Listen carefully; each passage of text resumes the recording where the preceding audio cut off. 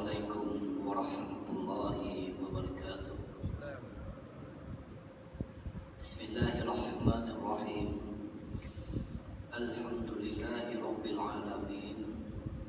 Wassalatu wassalamu ala asyrafil anbiya'i wal mursalin wa ala alihi wa sahbihi ajma'in.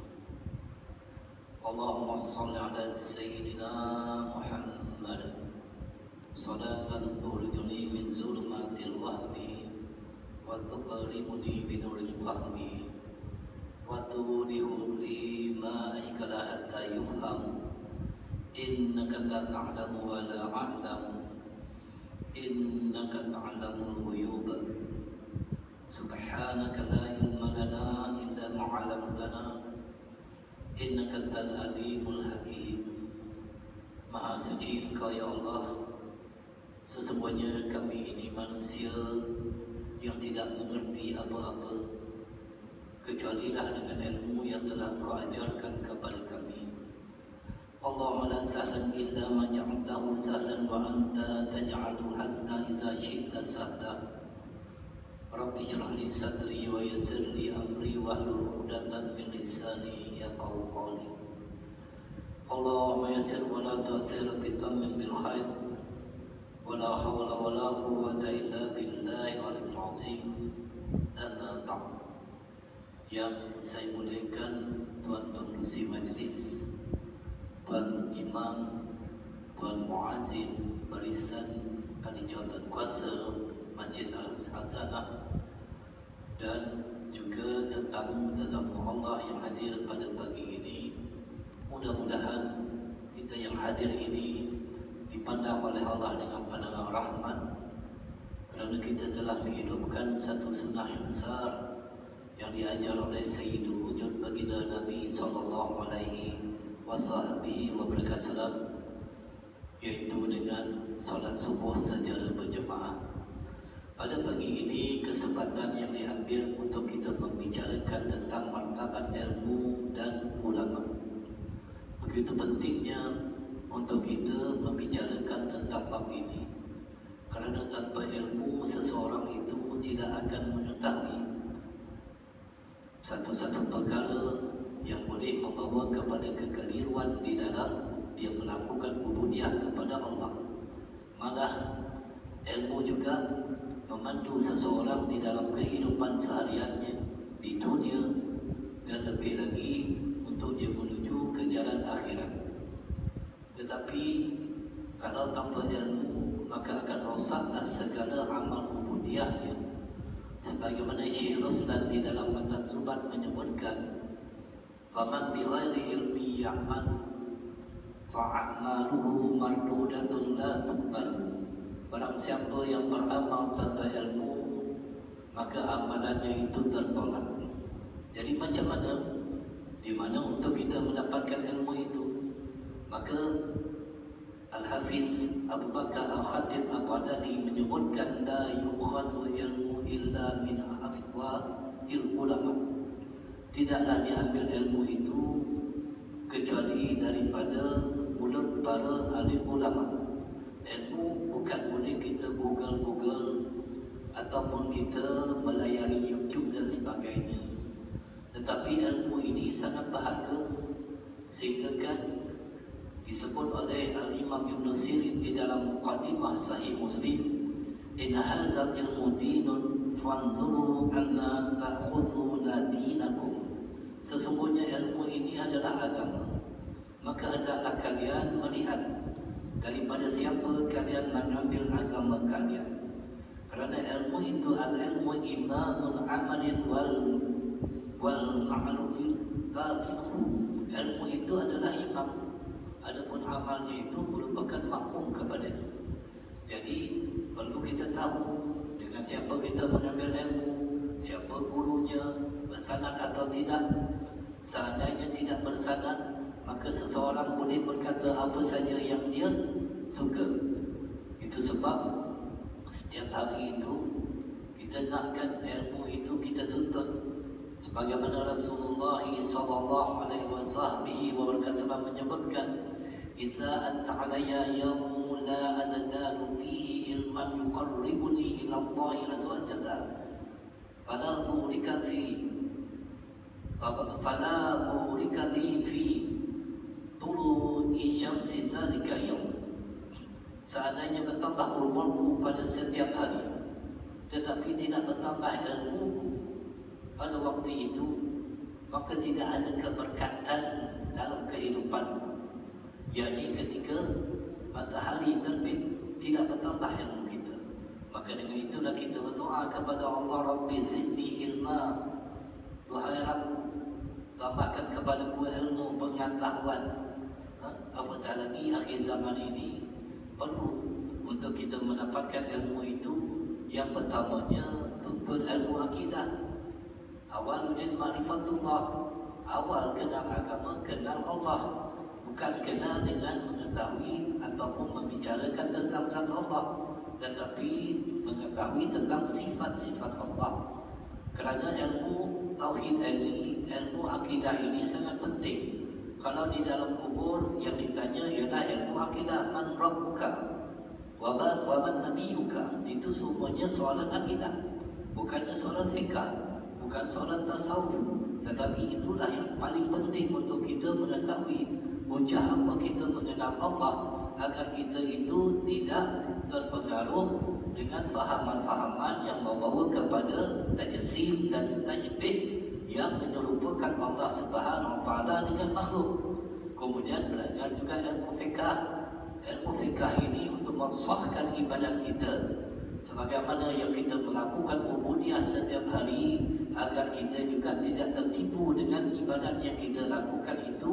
Apatah lagi syaitan itu tidak takut kepada 1000 ahli ibadat, tetapi syaitan itu lebih takut kepada seorang yang faqih tentang ilmu. Maka dengan itulah beruntunglah orang yang memahami agamanya sebagaimana yang disabdakan oleh baginda Nabi SAW, man yuridillahu bihi khairan yufaqihu fid din wa innama ana qasimun wallahu yu'ti.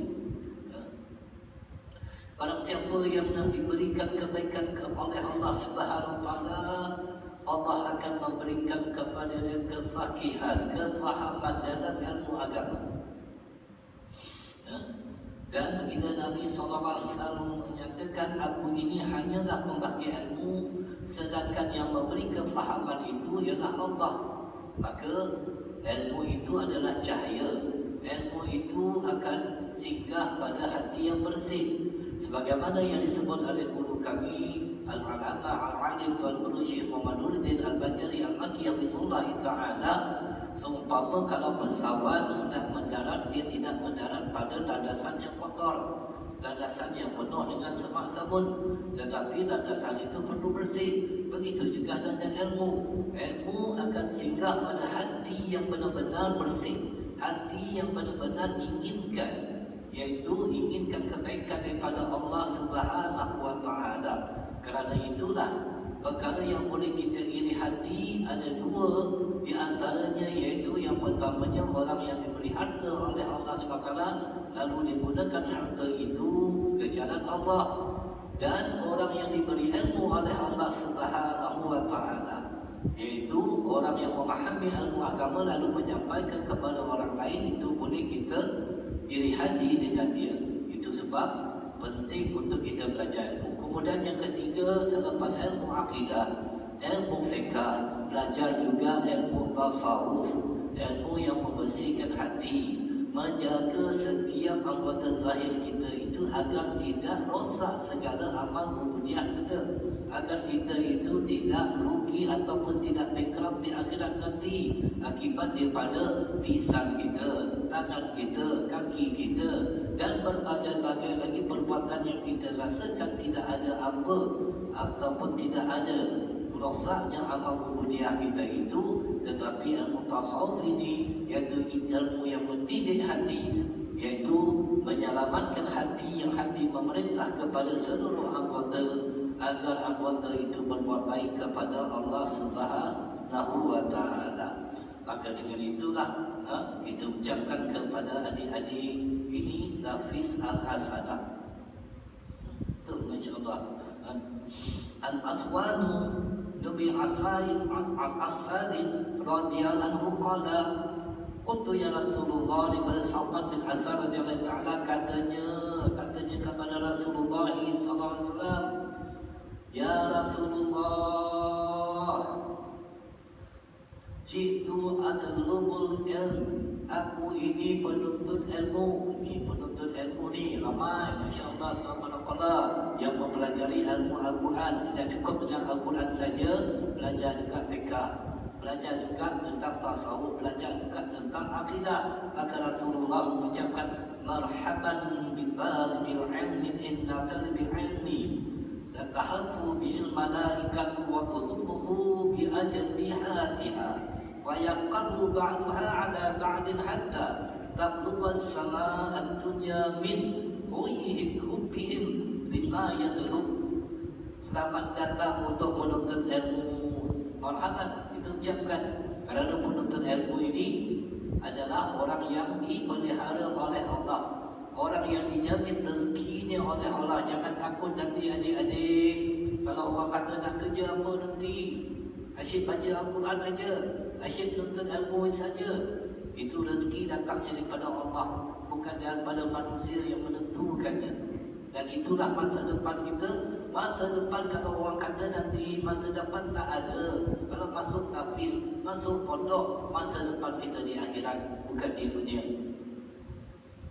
Tadi pun Tuan Imam dah baca dah, memperingatkan kita. Kalau pun tak faham keseluruhan ayat yang dibaca oleh Tuan Imam, cukup pada rakaat kedua, kullu nafsin za'iqatul maut, tiap yang menyambut pasti akan menemui mati. Yang kehidupan dunia ini hanyalah sedekurau semata-mata.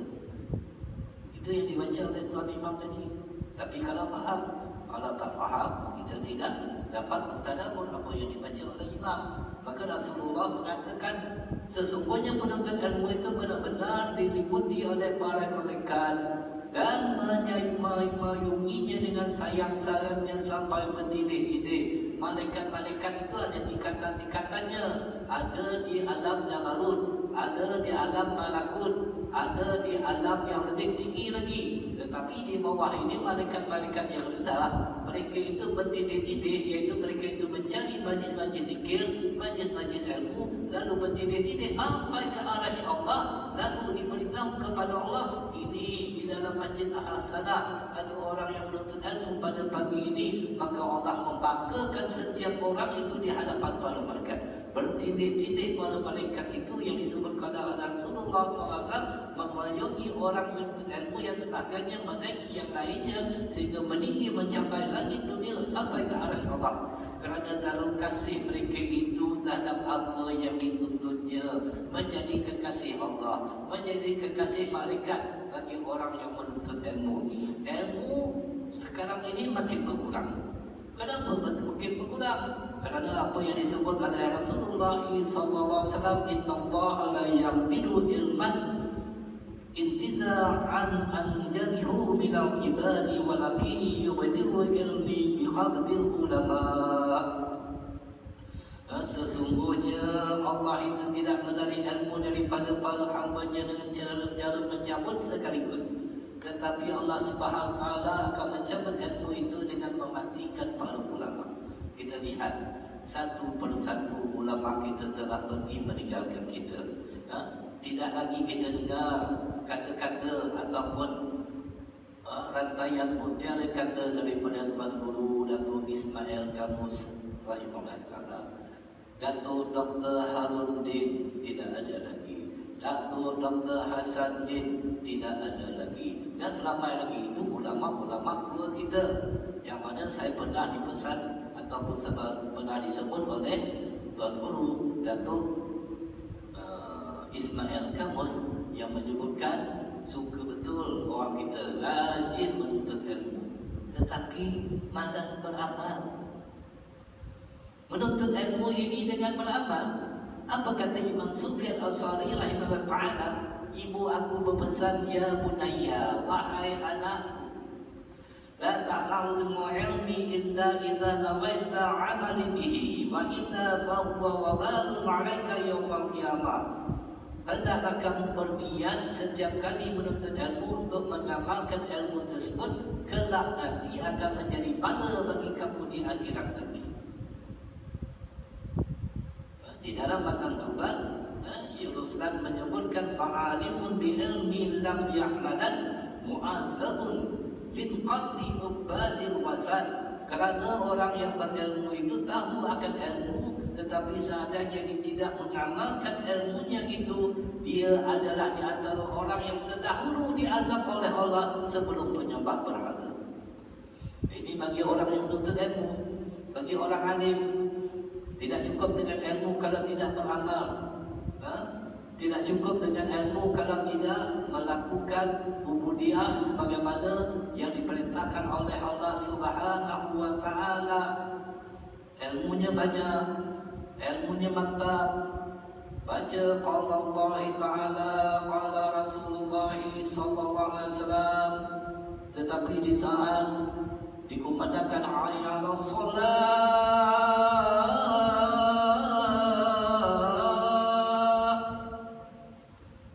hayya 'alas shalah,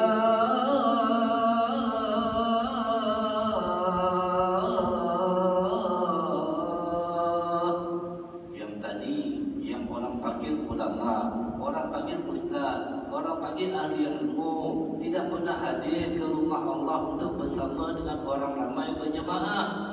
Kata Tuan Guru kami, Tuan Guru Syekh Muhammad Nuruddin Al-Badiri Al-Makki Hafizullah Ta'ala, jangan sampai orang awam lebih mengerti tentang ilmu menghidupkan salat berjemaah di masjid berbeza dengan para ilmuwan, para ustaz-ustaznya.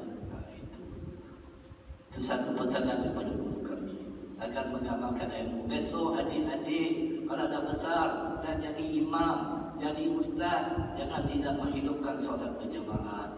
Tak cukup dengan ilmu, kerana sedahsyat-dahsyat siksaan di akhirat ialah orang alim yang tidak mengamalkan ilmunya. Jangan ingat cukup dengan alim, jangan cukup dengan ilmu, tetapi tidak menghidupkan solat berjemaah. Nanti adik-adik kalau dah jadi para asatizah beramanah, dijemput oleh masjid, dijemput oleh surau, datang awal, rebut saf hadapan, bukan duduk di belakang. Jadikan kita itu qudwah hasanah, agar kita itu mengamalkan ilmu itu. Dan orang yang menuntut ilmu ini, dunia ini Masya Allah tabarakallah, sebagai yang mana yang disebutkan ad-dunya mawmunatun mawmunun ma fiha illa mu'atil ma khairin au mu'allimah. Dunia ini seluruhnya terlantar dan keseluruhan isinya terlantar, kecuali orang yang mengajar ilmu dan orang yang mempelajari ilmu. Terselamat daripada laknat Allah Subhanahu wa taala. Jadi kalau para ulama telah berkurang, telah ditalib kehidupan mereka itu oleh Allah SWT, maka berkuranglah ilmu ketika itu. Hatta iza lam yabqa aliman ittakhadhan nas ru'usan juhadan fasailu fa'atu bighairi ilmin fadallu wa adallu, kata Rasulullah SAW.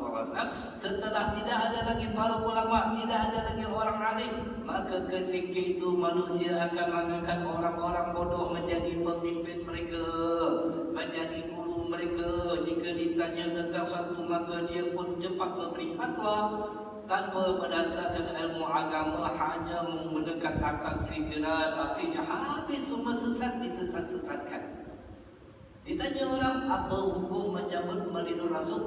Bid'ah. Apa hukumnya menyambut membaca Yasin malam Jumat? Bid'ah. Kerana apa? Rasulullah tak pernah lakukan. Mudah fatwanya. Itu mudah fatwanya. Akhirnya semua orang disesat-sesatkan. Banyak dalam perkara-perkara khilaf perlu untuk kita raikan. Jangan kita itu tidak berdasarkan ilmu mengeluarkan fatwa semata-mata. Hari ini orang berani. Itu sebab guru kami Al-Hadid Ali Zainal Abidin Hafizullah Ta'ala ketika nanti menjadi mufti wilayah, apa katanya? Orang yang berani mengeluarkan fatwa ialah orang yang berani dengan nerakanya Allah. Maka dia menolaknya. Tak berani nak jadi mufti, nak mengeluarkan fatwa. Orang yang berani mengeluarkan fatwa ini, iaitu orang yang berani dengan nerakanya Allah. Itu sebab guru mulia kami Habib Ali Zainal Abidin, walaupun rating orang yang nak mengangkat dia sebagai mufti itu tinggi, tetapi dia menolak, tak berani. Jangan main-main berfatwa. Itu sebab Imam Malik radhiyallahu ta'ala apabila ditanya berbagai-bagai soalan yang dijawab oleh Imam Malik ialah aku tidak tahu. Banyak yang dijawab tidak tahu. Wallahu a'lam, aku tidak tahu, kata Imam Malik. Itu dalam diajukan. Tetapi pada hari ini tanya saja soalan, habis semua dijawabnya, menyebabkan kesesatan di dalam orang yang bertanya itu. Itu sebab berhati-hati, pilih guru yang benar-benar dalam boleh memimpin kita. Murabi yang sebenarnya itu memang ada, tetapi perlu kita cari. Baik. Kelebihan keluar untuk menuntut ilmu sebagaimana tuan-tuan dan puan pada pagi ini, Sayyidina Anas radhiyallahu ta'ala menyebutkan Rasulullah SAW bersabda, man kharaja fi tarbi'ani fa huwa fi sabilillah hatta yarji. Barang siapa yang keluar daripada rumahnya untuk menuntut ilmu, dia di jalan Allah, maksudnya dia adalah orang yang fi sabilillah, orang yang berjihad ke jalan Allah. Tak perlu kita jihad pada hari ini dengan mengangkat senjata, tetapi dengan menuntut ilmu, mantapkan di dalam dada kita dengan ilmu agar kita itu dapat beramal sebagaimana Tuan Imam tadi benar-benar beramal dengan ilmu, tidak meninggalkan apa yang baik daripada Rasulullah SAW. Contohi qudwah hasanah Tuan Imam tadi, tuan ini adik-adik yang belajar Al-Quran. Nanti kalau jadi imam, ikut imam kita. Selepas daripada memberi salam, istighfar 3 kali.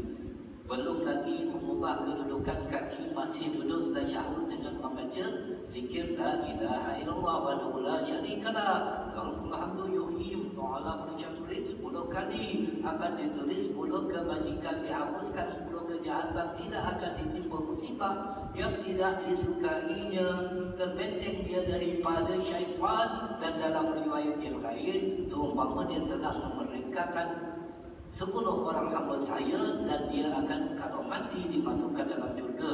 Itu yang diajar oleh Rasulullah SAW. Kemudian cukupkan juga Allahumma ajirna minan nar sebagaimana Tuan Imam tadi membaca 7 kali, kerana di dalam hadis menyebutkan maka neraka akan berdoa kepada Allah agar Allah SWT melindungi hamba-Nya yang minta perlindungan daripada api neraka. Subuh dan maghrib 7 kali.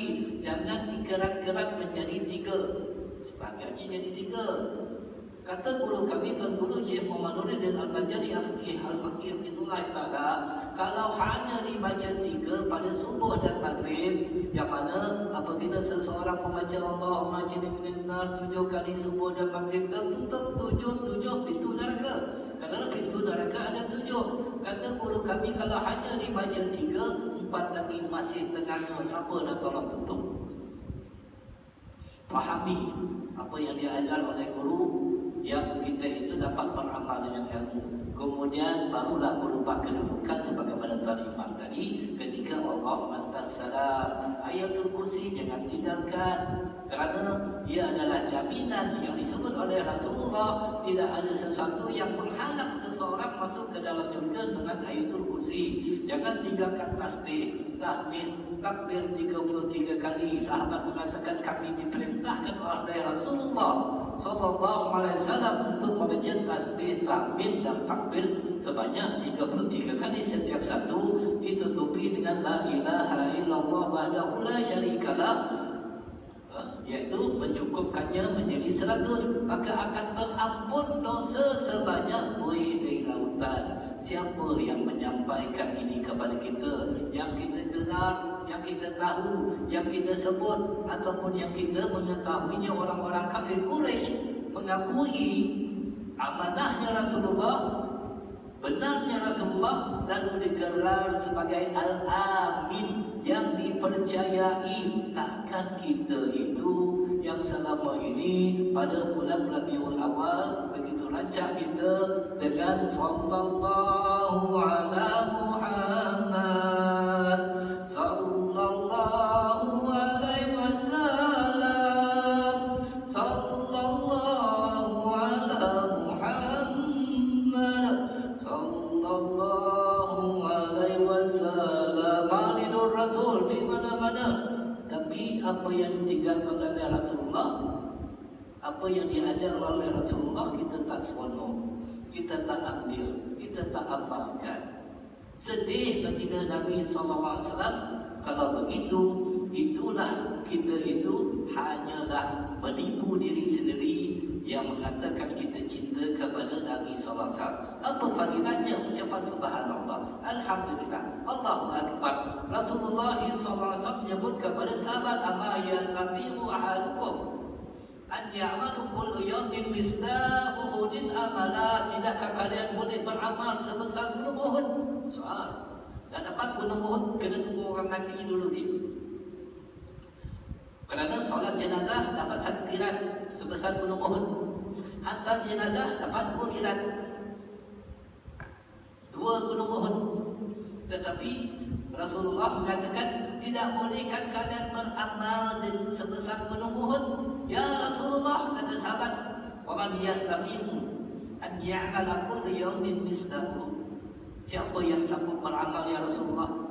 Ini besar ni, sebesar gunung Uhud. Pernah tengok gunung Uhud 7 km, gunung syurga tu. Rasulullah mengatakan, kullukum yastati'u, kalian semua sanggup melakukan. Ya Rasulullah, imaza, macam mana tu ya Rasulullah? Maka Rasulullah mengatakan, subhanallah azama min Uhud, alhamdulillah azama min Uhud, Allahu Akbar azama min Uhud. Ucapan subhanallah yang satu kali sebesar gunung Uhud.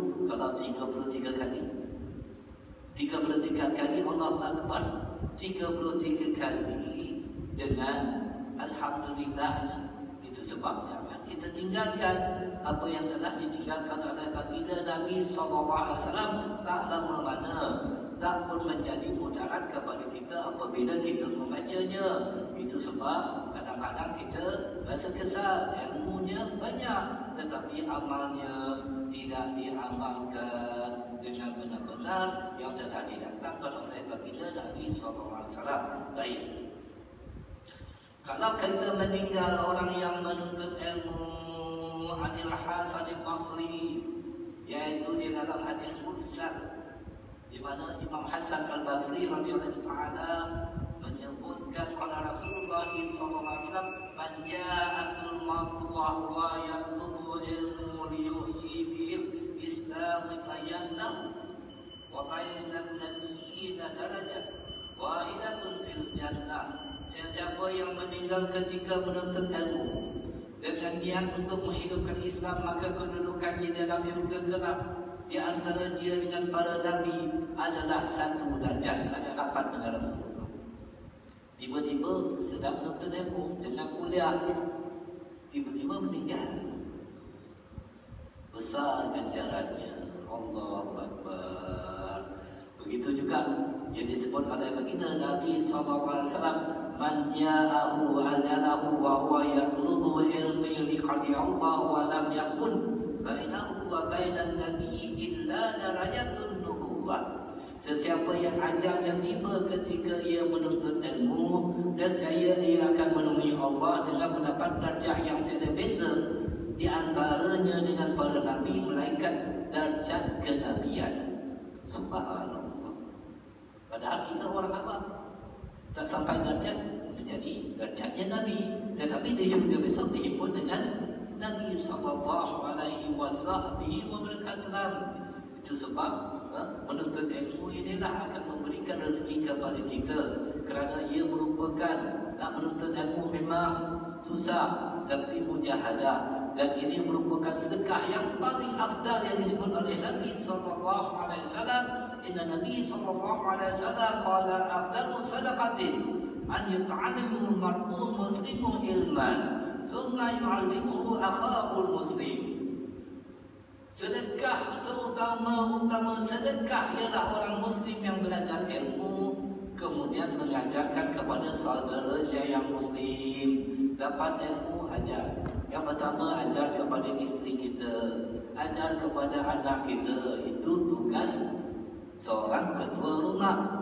Jangan sampai ketua rumah tidak pernah mengajar walaupun satu huruf Al-Quran.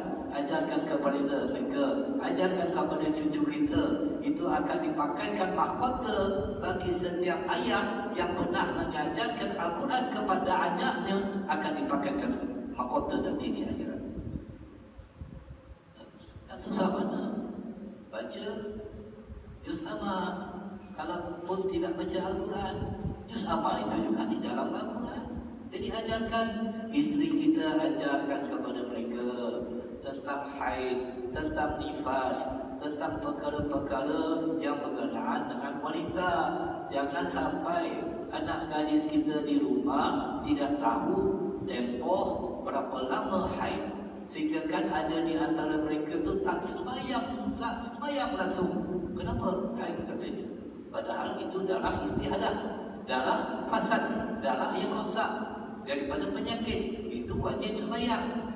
Sebab tak tahu nak membezakan antara darah haid dan darah fasad, darah yang rosak.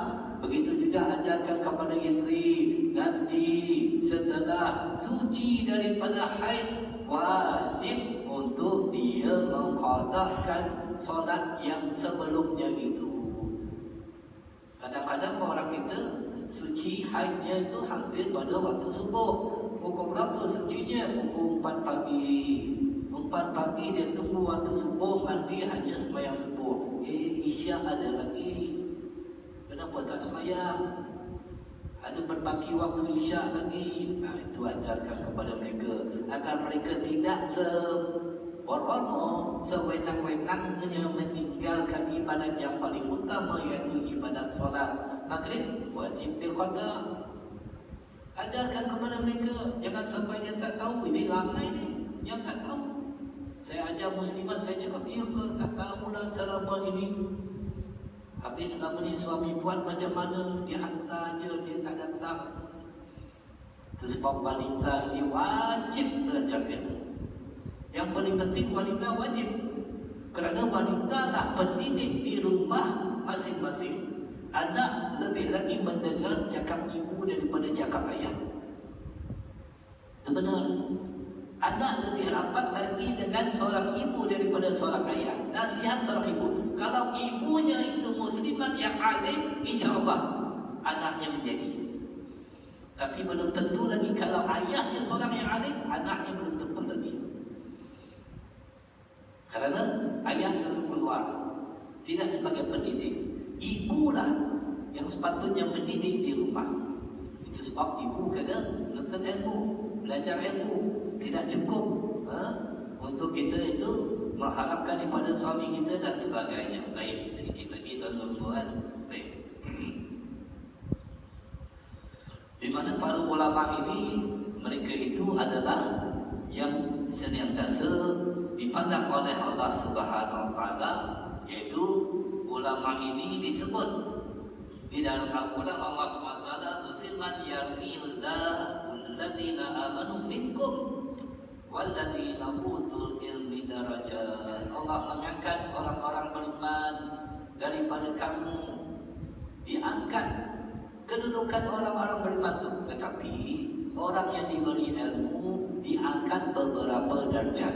Sampai besok apabila nak masuk dalam syurga, ni orang yang rajin sembahyang, rajin puasa, silakan masuk syurga, masuk syurga, masuk syurga. Ulama stop, berhenti dulu. Syafaatkan di antara mereka yang kamu pilih. Kerana selain daripada para anbiya, para nabi, yang akan mensyafaatkan kita nanti adalah para ulama. Itu sebab dekati dengan para ulama, biar ulama itu kenal kita di akhirat nanti.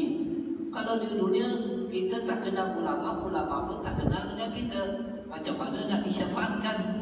Macam mana? Itu sebab tak sama kedudukan seorang ulama, seorang yang berilmu dengan orang yang tidak berilmu. qul hal yastawil ladzina ya'lamuna wal ladzina la ya'lamun.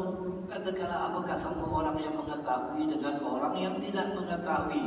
Orang yang mengetahui dan tahu hukum hakam dalam menjalankan ubudiyah, dalam menjalankan kehidupan. Tetapi orang yang tidak mengetahui, dia akan langgar segala hukum hakam. Dia tak tahu sebab tak belajar. Sumpama seorang yang tidak tahu tentang arkitek, tentang engineering, tentang seni bina, dia tak pernah buat ubah masjid. Tiba-tiba Masjid Hasanah panggil dia. Yang dia tahu buat bumbung leban ayam, itu dia pandai. Tiba-tiba dipanggil sebab dia offer harga murah, panggil. Lalu pun dia pun memasak, dia tak tahu berapa inci, berapa kaki, berapa silit nak pakai, macam mana nak mengukuhkan kubah itu agar ditiup oleh angin kencang, tidak terbang, tidak tumbang. Lalu dia buat macam dia pasang zinc lebat ayam, lalu runtuh. Sebab dia tak tahu, tak belajar tentang arkitek. Orang yang tidak mengerti pasti akan rosak sesuatu bangunan itu. Apatah lagi kalau dalam ilmu agama, kalau tidak mengetahui, akan rosak segala-galanya. Itu sebab Allah Subhanahu Wa Taala nakkan kita itu mencari ilmu itu dan belajar ilmu dengan sebenarnya. Lihat bagaimana Imam Bukhari rahimahullah taala hanya untuk mempelajari satu hadis, satu hadis sanggup mengembara 1000 kilometer. Itu satu hadis, bukan banyak hadis. Hari ini kita dengar berapa hadis? Satu hadis saja 1000 kilometer berjalan. Malah memilih pula guru-guru yang untuk dipelajari. Satu hari, ini kisah Imam Bukhari, ulama besar, yang mana kitab Sahih Bukharinya itu yang diterima selepas daripada Al-Quran. Satu hari Imam Bukhari nak mengambil hadis daripada seseorang yang dikatakan mengetahui tentang hadis.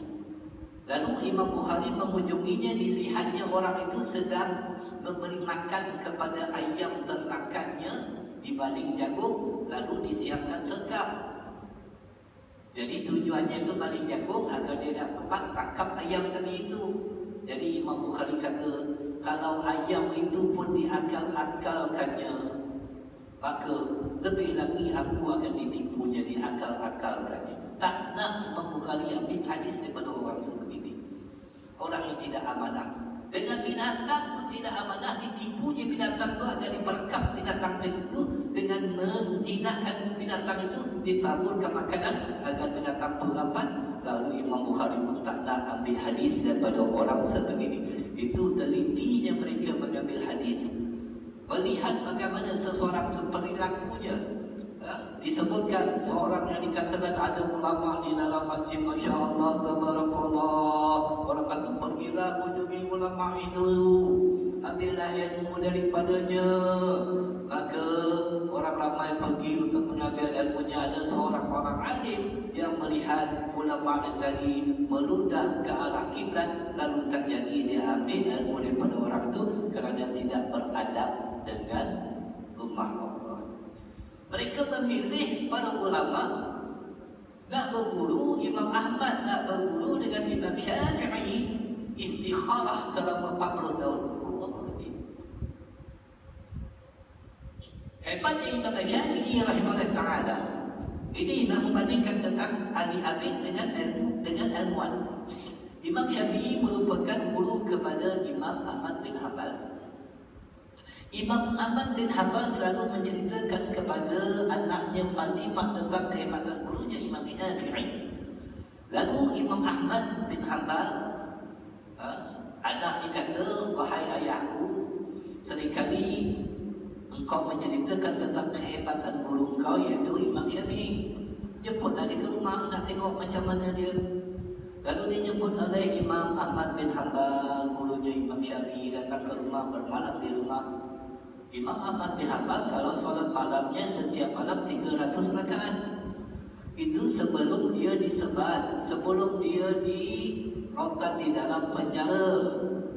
Setelah dia masuk penjara kerana mempertahankan makhluk itu bukannya Al-Quran itu bukan makhluk, maka dia disebat. Selepas daripada disebat, kata anaknya, dia hanya mampu untuk melakukan solat malam tiap malam 150 rakaat. Masih banyak lagi dalam keadaan sakit. Jadi Imam Ahmad jemput Imam Syafi'i. Pada malamnya Imam Ahmad bin Hanbal solat 300 rakaat. Imam Syafi'i bersandar di katil yang disediakan, di pangkit yang disediakan di dalam bilik, tidak berbuat apa-apa. Lalu diintai oleh anaknya Fatimah tadi itu, ayah aku itu solat, sedangkan gurunya tak buat apa pun, semayang tidak, apa tidak, duduk saja bersandar. Keesokan harinya anak Imam Ahmad bin Hanbal jumpa ayahnya. Wahai ayahku, selama ini ayah menceritakan tentang kehebatan guru ayah, tetapi malam tadi saya melihat ayah solat, tetapi dia tidak berbuat apa, hanya menung saja. Lalu Imam Ahmad bertanya kepada Imam Syafi'i rahimahullah ta'ala, wahai guruku, bagaimana keadaan dirimu duduk di rumahku, apakah selesa? Apakah yang guru lakukan semalam ketika berada di rumahku? Apa kata Imam Syafi'i? Sedang aku termenung bertafakur kepada Allah SWT, aku telah dikeluarkan, dapat satu dalil yang boleh aku mengistibatkan 70 hukum yang boleh menyelamatkan orang dengan hukum tersebut. Mana lebih baik? Orang yang mengeluarkan istibatkan hukum yang boleh menyelamatkan orang ramai. Mungkin hukum sesuatu dalam satu perkara dalam bab fikah. Satu dalil Imam Syafi'i boleh istibat, boleh keluar 70 hukum. Kita 1 juta dalil, satu hukum pun tak nampak. Itu hebatnya Imam Syafi'i rahimahullah ta'ala. Tak cukup dengan ibadat itu, sebab ahli-ahli ilmu walaupun ibadatnya sedikit, Imam Nawawi yang tidurnya hanya beberapa saat bersandar di tiang, beberapa saat bangun balik, terus baca hadis. Itu ulama-ulama dulu yang mereka itu menjadikan ilmu itu sebagai pendinding untuk diri mereka dan juga untuk menyelamatkan orang ramai. Terakhir, sebab tak nampaklah dulang diangkat, breakfast ada, saya pun jadi lapar. Terakhir Imam Malik radhiyallahu ta'ala, Imam Malik radhiyallahu ta'ala dijemput oleh Khalifah Harun al-Rashid untuk datang ke istana mengajar ilmu. Maka Imam Malik menolaknya dengan mengatakan ilmu itu hendaklah dikunjungi, didatangi, bukan ilmu itu mendatangi seseorang. Itu tegasnya Imam Malik yang mengajar di Masjid Nabawi, Masjid Madinah, di Madinah. Lalu Khalifah Harun al-Rashid ini khalifah yang tahu bahasa, khalifah yang tahu tentang ilmu. Jadi khalifah tadi dia kata, kalau begitu siapkan segala menteri-menteri, anggota kabinet kita pergi ke Masjid Nabawi, Masjid di Madinah, bertemu dengan Imam Malik, belajar ilmu dengannya. Dibawa semua menteri-menteri belajar ilmu agar boleh memimpin rakyat nanti dengan ilmu. Lalu datanglah Khalifah Harun al-Rashid bersama dengan kabinet para menterinya, AJK di Masjid Nabawi. Ketika itu mendengar akan datangnya pembesar negara, dia siapkan pentas, siapkan satu pentas khas untuk diduduki oleh pembesar negara. Nanti Masjid Hasanah pun kalau datang orang besar pasti akan menyiapkan tempat yang khas. Itu sunatullahnya. Lalu disiapkan pentas. Ketika Khalifah Harun al-Rashid duduk di atas pentas bersama dengan para menteri, pembesar-pembesar, orang ramai duduk di bawah. Ketika itu Imam Malik keluar memberi salam, Assalamualaikum warahmatullahi wabarakatuh. Sesungguhnya ilmu itu lebih mulia dari pangkat, lebih mulia daripada derajat, lebih mulia daripada kedudukan. Terus melonsor Khalifah Harun al-Rashid turun ke lantai bersama menteri kerana faham tentang apa yang diperkatakan oleh Imam Malik tadi itu. Tidak ada yang lebih tinggi daripada ilmu, walaupun kedudukan, darjat, jawatan. Ilmu inilah yang akan menjadi pedoman kepada umat yang menjadikan umat ini kenal kepada Allah, kenal kepada Rasulullah, dapat menyelamatkan dirinya di akhirat nanti, malah dapat menyelamatkan orang ramai dengan ilmu yang disebarkan. Nanti dapat ilmu, sebar-sebarkan, kemudian amalkan ilmu tersebut. Tak cukup menuntut ilmu, tak cukup dengan hafalan Al-Quran, tetapi kalau tidak beramal dengan apa yang terkandung dalam Al-Quran, biar kita sedikit dengan amalannya tetapi istiqamah dalam setiap hari kita beramal. Jadi tuan-tuan dan puan-puan dirahmati Allah SWT, itu saja yang dapat saya sampaikan.